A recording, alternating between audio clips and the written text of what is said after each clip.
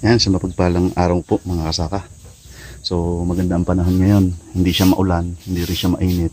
Ito yung pagkakataon na napakagandang pagkakataon para tayo ay maglinis ng ating bakuran. So nakatapos nga pala kami humarbis ng talbos ng kamote.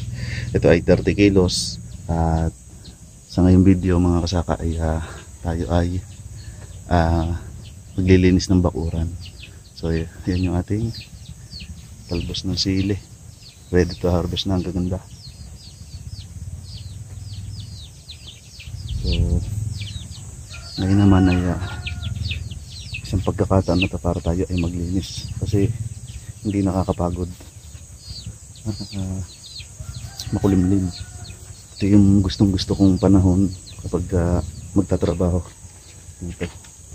So mapapansin nyo dito yung tanim natin yung bagong sili, sumabol yung mga damo. Ayan. Tapos dito rin yung mga pechay mustasa natin. So yung pinuntahan ng aso. So magubat yung ating may kalabasa. Hindi namin siya inaharvest kasi bumubunga siya. At tinatalbosan namin. Tapos kinakain yung bulaklak. At meron tayo ditong pinapalaki. Napakita ko na ito nung last video. Ayan o. Pakita natin. Ayan. Ayan. Kita nyo. Ayan na. Laki na niya. Ayan. Ang ating kalabasa. So, marami pa dyan. Hindi lang natin nalilibot. Ito lang yung nakikita natin. So hayaan lang namin na masukal dyan. Kasi pagka ang kalabasa yung nagalaw, mga ugat niyan, hindi na yung bubunga at hindi na tatalbos hanggang sa mamatay na. So ngayon, mga kasaka, ay yan, katataas lang natin manalbos. Yan. At nakapag-umpisa na rin ako maglinis dito. So, diba naalala nyo yung previous videos natin ay nanguha tayo ng kalamyas. So napansin ko dito na sobrang sukal yung gilid. Ayan, lilinisin ko yan para hindi naman tayo delikado pag tayo napunta dito. Baka may ahas. So ayan, bunot ko na nga pala at nalinis na. Gamit natin yung favorite nating tools, garden tools. Pakita ko sa inyo mamaya. Ito masarap to mga kasaka. Ayan. So nakain din ba kayo niya mga kasaka? Male flower ng squash o kalabasa. Sarap yan. So comment ka naman mga kasaka dyan sa ibaba kung hilig mo rin kumain ito. Male flower ng kalabasa at talbos. At ayan, nagtadamo tayo.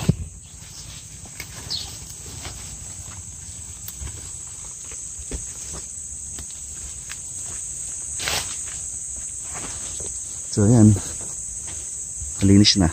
Ayan, ganda sana. At ayan, may mga tanim kasi kami dito nung summer. Ayun, may mga sili. Ayan, sili yan, maganda.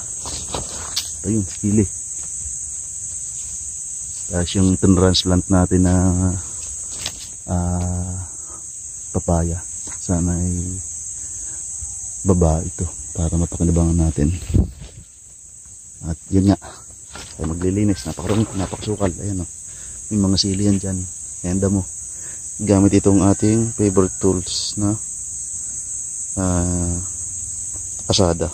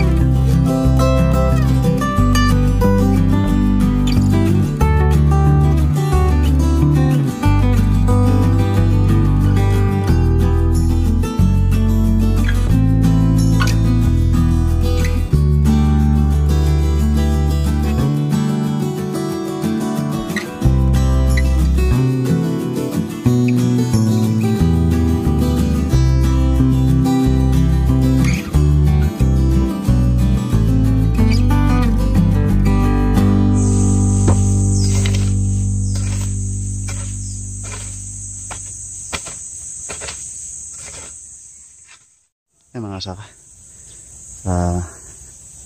Bali, ayan o. Linis na yung ating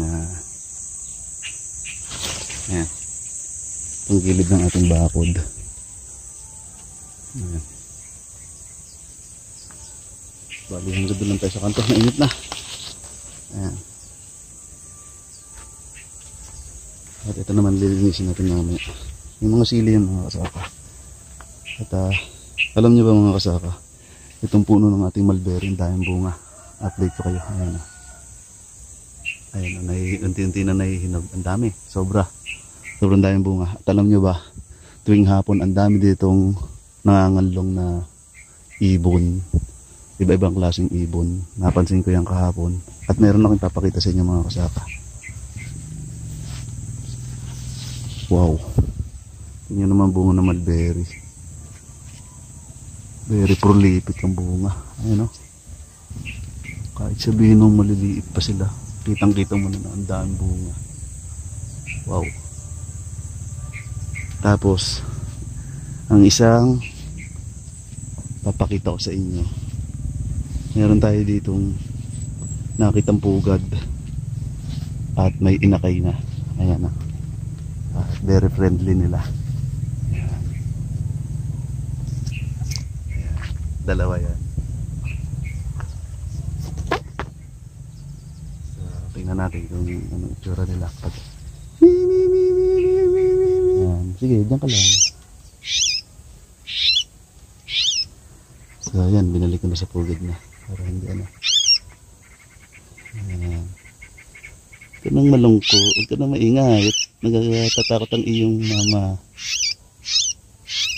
Ano isa? Starbahin. Sila. Pati yung nanay. Ayun. Ayun eh. Yung nanay ay galit na galit. Akala sasaktan yung kanyang mga inakay. Mamihan ulit. Ang sakit. Init.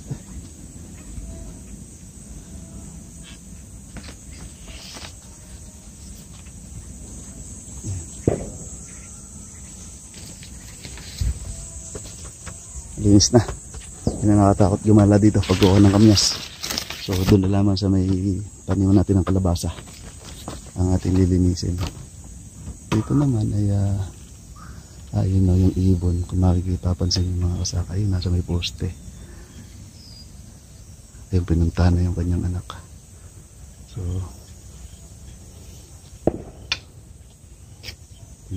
ganun talaga isang magulang.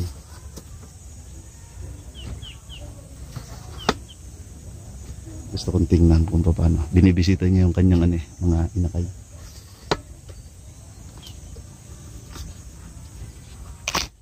Akala niya sinaktan.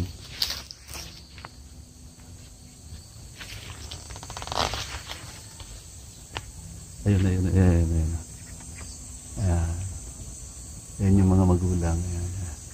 Ayun. Ayun.